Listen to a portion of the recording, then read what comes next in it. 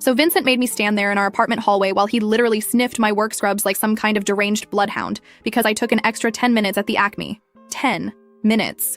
I was stuck behind this lady with like 40 coupons and he's standing there going, "Who were you really with?" and demanding to smell my clothes for another man's cologne. What cologne? But there I was at 7 p.m., arms out like I'm being searched at airport security while my boyfriend of 3 years sniffed my shoulders and kept asking why I took so long. The coupons lady. That's why I took so long. But he pulled up his stupid app that tracks my location and showed me that I'd been stationary in the parking lot for 4 minutes after leaving the store, so clearly I must have been meeting someone. I was putting groceries in my trunk. In November rain. It takes a minute.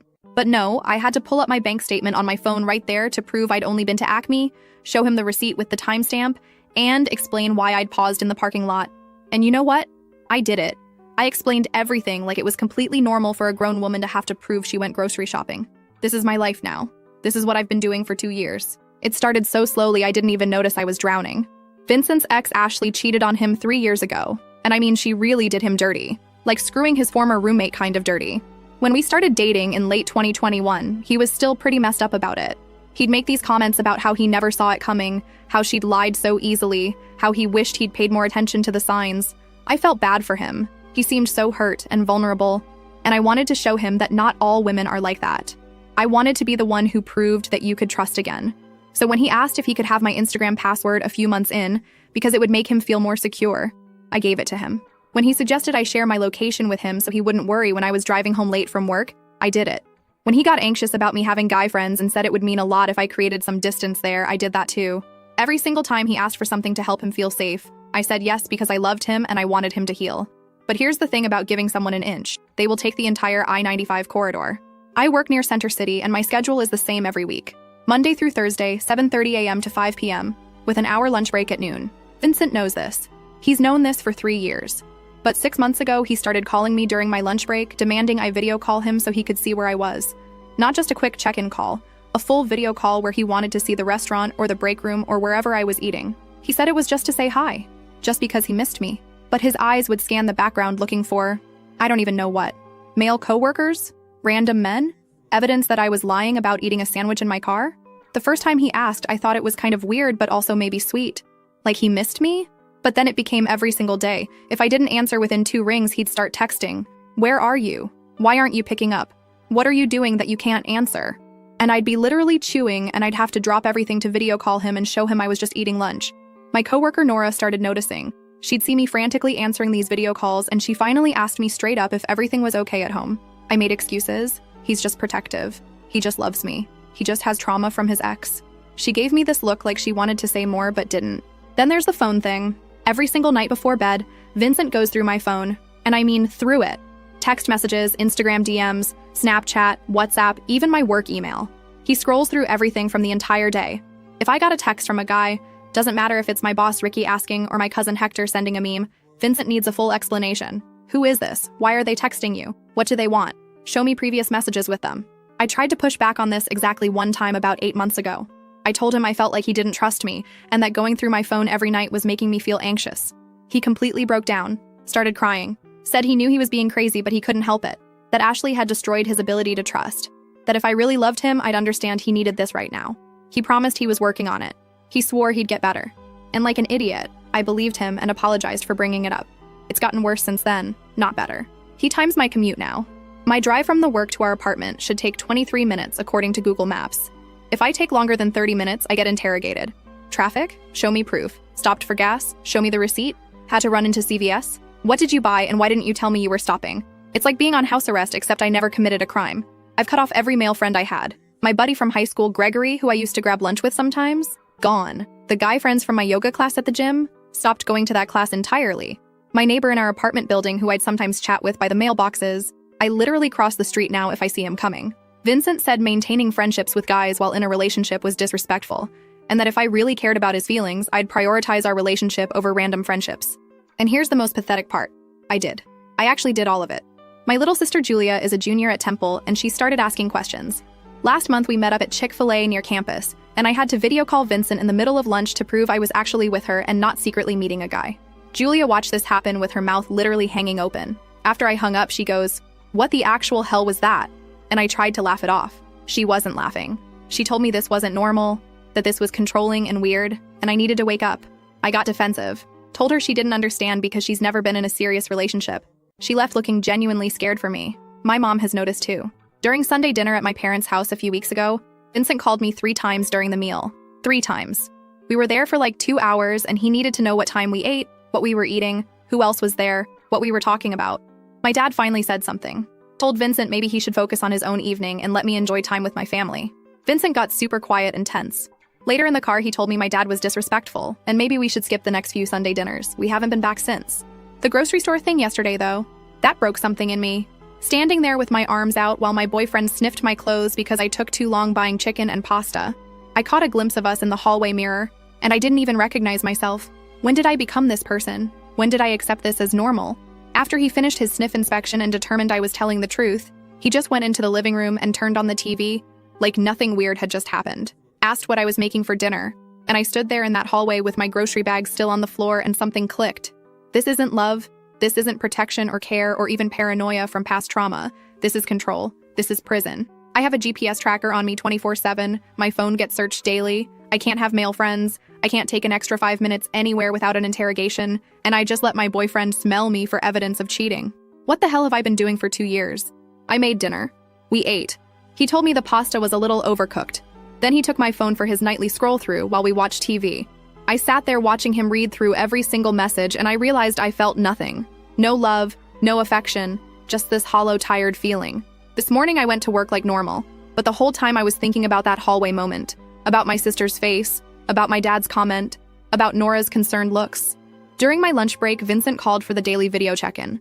I stared at my phone ringing, and for the first time in 2 years, I let it go to voicemail. He called back immediately. I didn't answer. Then the text started. Where are you? Why aren't you answering? What's going on? Are you okay? Call me back right now. I turned my phone face down on my lap and ate my sandwich in my car in the parking lot. And something about that small act of defiance felt absolutely wild. My hands were shaking. My heart was pounding. All because I didn't answer a lunchtime video call. When I finally looked at my phone, I had 14 missed calls and 31 text messages. The messages got progressively more frantic and then angry. The last one said, "If you don't call me back in the next 5 minutes, I'm driving to your office." I called him back. Told him I was in a procedure and couldn't answer. He asked why I didn't text him that. Why I left him hanging. Why I would ignore him when I know it makes him anxious. I don't know what I'm going to do, but I know I can't keep living like this. I can't keep being the woman who gets sniffed in hallways and has to prove she went grocery shopping. I can't keep sacrificing every friendship and every minute of freedom to manage someone else's insecurity. Something has to change. I just have no idea how to make it happen when I can't even take a lunch break without permission. Update. Okay, so the comments on my last post absolutely wrecked me in the best way possible. Everyone telling me this is abuse, that I need to leave, that this isn't normal. I know. But knowing something and actually doing something about it are 2 completely different things when you've spent 2 years conditioning yourself to accept insanity as normal. That lunch break thing where I didn't answer his video call, that was Thursday. By Friday morning, Vincent was acting like nothing had happened, but also watching me like a hawk. He kept asking if everything was okay, if I was mad at him, if something was bothering me. I kept saying no because I genuinely didn't know what to say. Like, what do you even say to someone when you suddenly realize your entire relationship is a control scheme? Friday after work, I stopped at the Target because we needed laundry detergent. Just laundry detergent. I texted Vincent that I was stopping, because apparently that's a thing I have to do now. And he immediately called. Not texted back. Called. Wanted to know which Target, what I was buying, how long I'd be. I told him maybe 15 minutes, and he goes, "Okay, but if you're longer than 20, I'm going to worry, so just keep me updated." I'm standing there in the cleaning supplies aisle having this conversation, and this older woman next to me is just staring. She heard the whole thing. When I hung up, she looked at me and goes, "Honey, is everything all right at home?" And I literally almost started crying in the middle of Target. I just grabbed the detergent and left. But here's where it gets worse. I got home in 18 minutes. I know because I was watching the clock like my life depended on it. And Vincent was sitting on the couch with his laptop open. He'd been tracking my location the entire time. He knew exactly when I'd left work, when I'd arrived at Target, how long I'd been inside, and when I'd gotten home. He showed me the little map with my route marked out and was like, "See, you made great time." Like he was congratulating me for completing a task efficiently. I just stood there holding this bottle of Tide and something in me snapped. I asked him why he needed to track me when I'd told him where I was going. He got this confused look and said he wasn't tracking me. He was just checking to make sure I was safe. I asked what the difference was. He said the difference is that tracking implies I don't trust you, but checking implies I care about you. I told him it feels exactly the same from where I'm standing. That's when he got upset. Started going on about how he's been trying so hard to work on his trust issues, how he's been doing so much better, how it's not fair for me to act like he's some kind of controlling monster when all he's doing is caring about my safety. He brought up Ashley again, said she used to get mad at him for asking questions too, and that's how he missed all the signs that she was cheating. Said he refuses to be that naive again. I told him I'm not Ashley. I've never been Ashley. I've spent 2 years proving I'm not Ashley, and it's never been enough. He got really quiet. Then he asked if I was trying to pick a fight with him, if I was looking for an excuse to break up with him, if there was someone else and this was my way of creating distance so I could cheat guilt-free. The audacity. I've given this man every password, every login, every second of my location data, cut off every male friend, video called him from my lunch breaks for 6 months straight, and he's asking if I'm trying to create distance so I can cheat. I told him that was insane. He said it wasn't insane, it was a legitimate question given that I was suddenly acting different. I asked him what different meant and he started listing things. You didn't answer my video call on Thursday. You seemed annoyed when I checked in about Target. You're being defensive right now. You haven't seemed as affectionate lately. I'm standing there listening to him build this case against me using normal human behavior as evidence, and I realized this is what he does. This is what he's been doing. Anytime I show even the slightest resistance to his surveillance, he flips it around and makes it about me being suspicious, makes it about me pulling away, makes it about me potentially cheating. And then I apologize and prove myself all over again. Not this time. I told him I needed some space to think. He asked what that meant. I said it meant exactly what it sounds like. I need space. He wanted to know if space meant we were breaking up, or if space meant I just needed a few hours or what because he needed clarity. I said I didn't know yet and he lost it. Started yelling about how I can't just say I need space without explaining what that means. How that's manipulative and unfair. How I'm punishing him for caring about me. How if I'm having doubts about us, then I need to say that clearly instead of being vague. I tried to leave the room and he followed me into our bedroom still yelling, asking where I was going, if I was going to stay with someone, who I was texting, why I was being like this. I grabbed my phone and my purse and told him I was going to my parents' house. He wanted to know for how long. I said I didn't know. He blocked the bedroom door and said we needed to finish this conversation first, that I couldn't just walk out in the middle of a fight. I told him to move and he said no, not until you tell me what's really going on. I pushed past him. He didn't physically restrain me, but he definitely didn't move easily. Got to my car and I had 6 texts before I even left the parking lot, asking where I was, when I'd be back, if I was really going to my parents or somewhere else, saying we needed to talk about this like adults, saying he deserved better than me just running away. I drove to my parents' house in Northeast Philly crying the entire way. Got there around 8 p.m. and my mom took one look at my face and pulled me inside. My dad was watching the Flyers game and he turned the TV off immediately, which never happens. They both just sat there while I ugly cried on their couch for 20 minutes. When I finally calmed down enough to talk, I told them everything. Not just the grocery store sniffing thing or the video calls, but everything.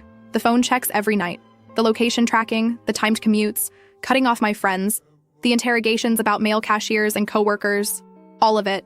My dad's face went red, like I've never seen him that angry. He wanted to know why I hadn't told them sooner. My mom was crying. She kept asking how long this had been going on and seemed devastated that I'd been dealing with this for 2 years while they had no idea. I tried to explain that it happened gradually, that I didn't realize how bad it was until recently, that Vincent's ex really did cheat on him and I was trying to be understanding.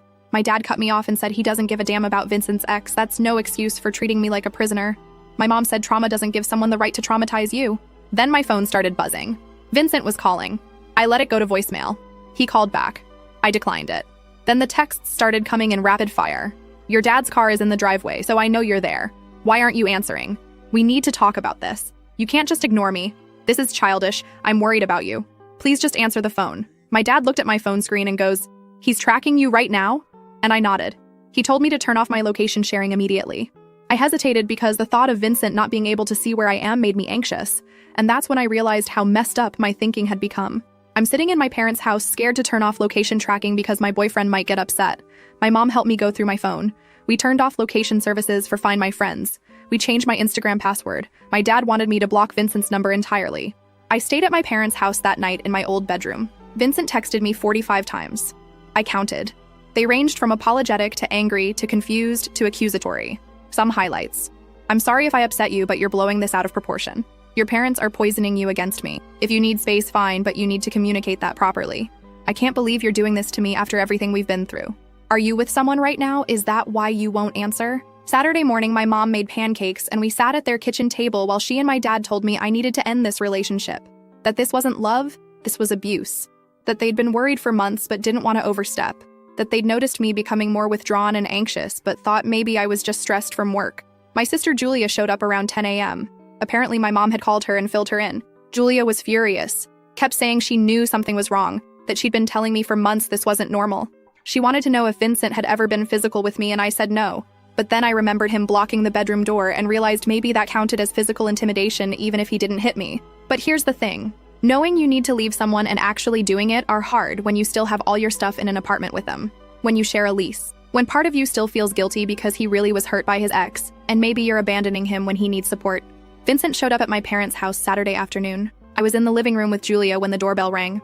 My dad answered it and I heard Vincent's voice asking to see me. Heard my dad tell him now wasn't a good time. Vincent insisted that we needed to talk, that I couldn't just disappear and refuse to communicate. My dad said I'd talk to him when I was ready, and to please leave. Vincent raised his voice, said this was ridiculous, that I was his girlfriend and he had a right to see me, that my parents were interfering in our relationship. My dad told him to leave or he'd call the cops. Vincent must have seen me through the window because he started yelling my name, asking why I was doing this, saying he deserved an explanation, saying we could work through this if I'd just talk to him. Julia went to the window and closed the curtains.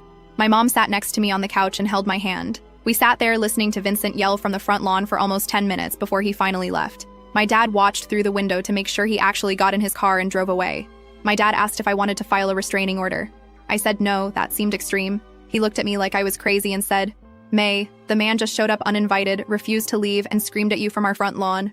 That's not extreme, that's harassment." Sunday, my mom suggested I take the day to do something for myself. Get out of the house, clear my head, not think about Vincent for a few hours. Julia offered to take me to the art museum since I used to love going there. We walked around the exhibits for like 3 hours, and it was the first time in months I'd done something without having to check in with anyone or explain where I was going. My phone died halfway through and I didn't even panic. That's how controlled I'd become. My phone dying used to send me into complete anxiety because Vincent couldn't reach me. But yesterday I just enjoyed being unreachable. We stopped at Reading Terminal Market after for lunch and ran into Nora from my work. She was there with her husband getting cheesesteaks, and she took one look at my face and asked if I was okay. I guess I looked pretty rough. Julia excused herself to give us privacy, and Nora asked if this was about Vincent. I asked how she knew, and she said she'd had a boyfriend exactly like him in college, that she recognized the signs immediately. The constant video calls, the anxiety whenever my phone rang, the way I'd jump to answer.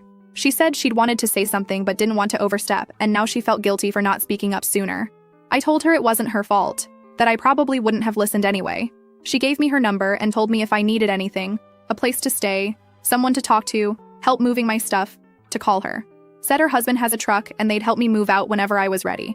That offer made me realize I actually have to do this. I can't just hide at my parents' house forever.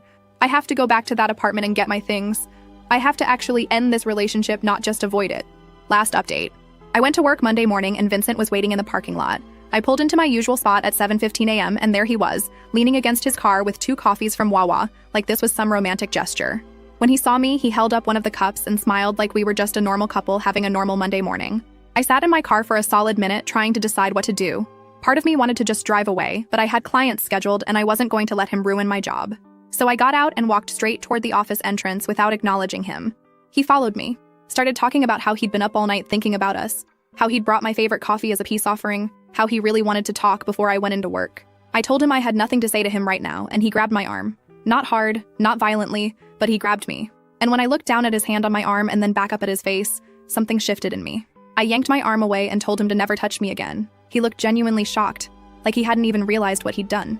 Started apologizing immediately, saying he was just trying to get my attention, that he didn't mean anything by it. I walked into the office and he didn't follow me inside, thank God.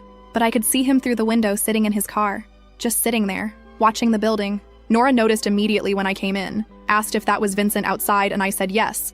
She looked out the window, looked back at me, and told Ricky we had a situation. Within 5 minutes, Dr. Ricky had gone outside and told Vincent he needed to leave or he'd call the police. Vincent tried to argue that he was just waiting for me, that we needed to talk. Ricky told him this was private property and he was making staff uncomfortable. Vincent finally left, but not before texting me that this was humiliating and unnecessary. Around 11 a.m., my mom called. Vincent had shown up at their house again. My dad had told him through the door that I wasn't there and he needed to stop coming by. Vincent had apparently stood on the porch, insisting he just wanted to return some of my things, that he wasn't trying to cause problems. My dad told him to leave the stuff on the porch and go. Vincent refused, said he wanted to hand them to me personally so we could at least have a civil conversation. My dad called the police. Vincent left before they arrived but filed a report anyway. The officer told my parents that if Vincent came back, they could pursue a restraining order, but right now it was just a domestic dispute and Vincent technically hadn't broken any laws. That pissed me off. He was stalking me. showing up at my work, showing up at my parents' house repeatedly, refusing to leave me alone. But apparently that's just a domestic dispute. During my lunch break, I called Julia and told her I needed to get my stuff out of the apartment, that I couldn't keep avoiding this. She said she'd skip her afternoon classes and meet me there with Mom. I texted Nora and she said she and her husband Greg could meet us at 6 p.m. with their truck. I finished work and drove straight to the apartment. My hands weren't shaking. My stomach wasn't flipping. I was just done. Done with being scared. Done with avoiding confrontation.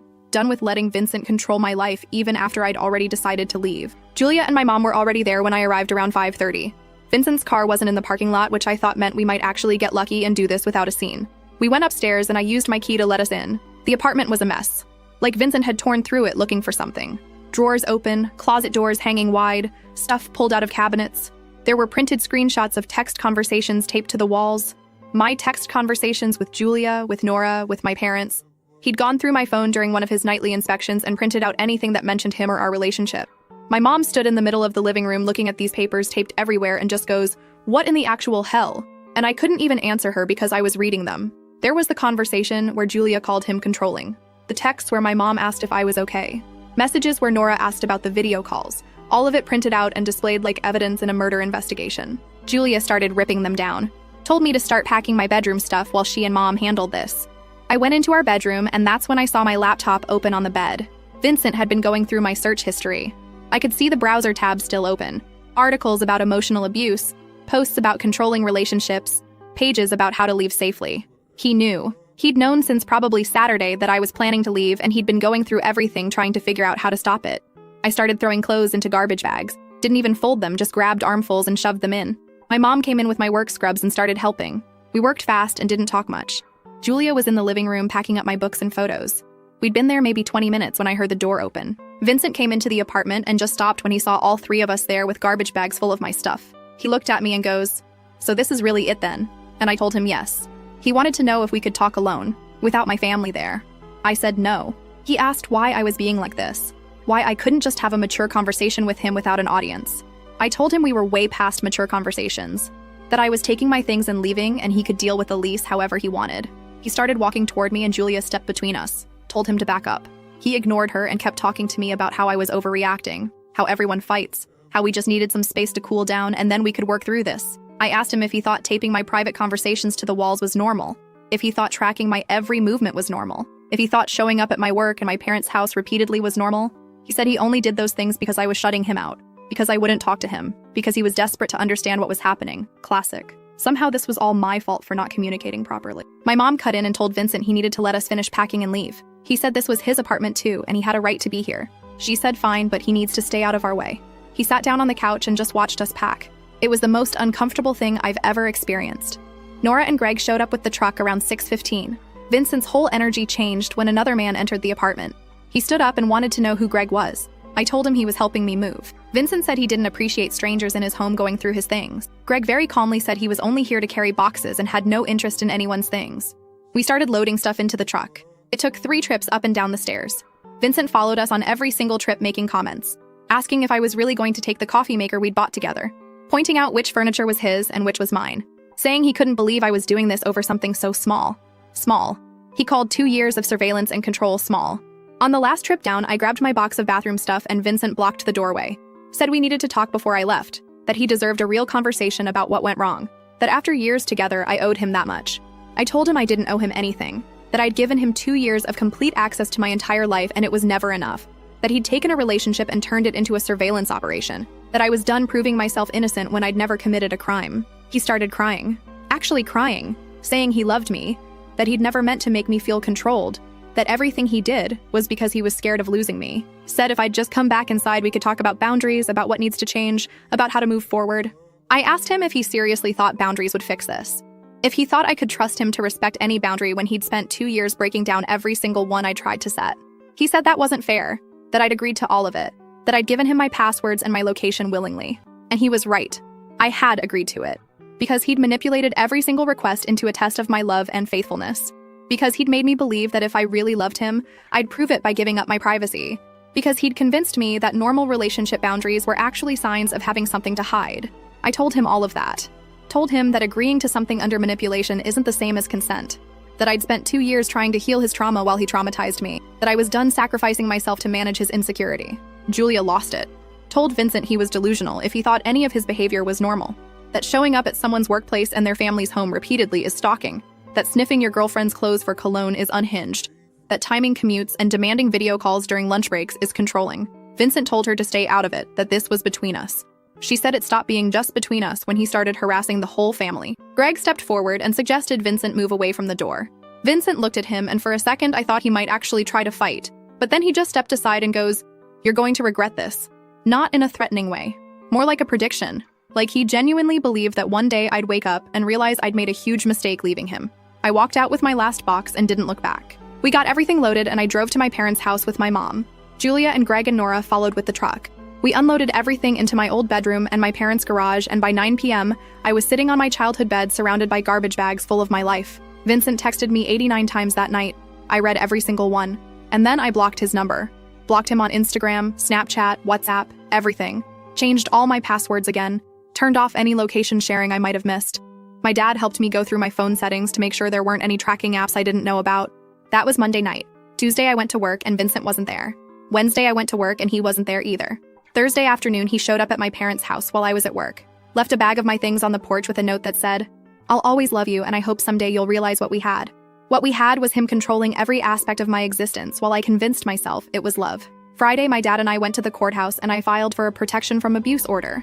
The clerk asked me if Vincent had ever hit me and I said no. She asked if he'd threatened me and I said not directly. She asked what the basis for the order was and I told her about the location tracking, the showing up at my work and my parents' house multiple times, the refusal to accept that the relationship was over, the phone surveillance, the isolation from friends. She approved a temporary order. Vincent has a hearing scheduled for next month where he can contest it if he wants. My mom thinks he'll show up and try to convince the judge that I'm overreacting. My dad thinks he'll realize he's beat and leave me alone. Julia thinks he'll violate the order within a week.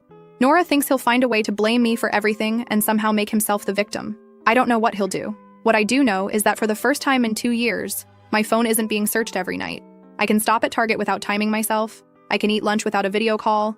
I can talk to male coworkers without preparing an explanation. I can exist without surveillance. So yeah, I left. I'm staying at my parents' house until I can find my own apartment. I'm going to therapy next week. I'm reconnecting with Gregory and the friends I cut off. I'm learning to exist without someone monitoring my every move. And to everyone who commented on my first post telling me to run, thank you. You were right. This wasn't love. It was never love. It was control dressed up as caring, surveillance disguised as security, and isolation packaged as protecting the relationship. I'm out, and I'm staying out.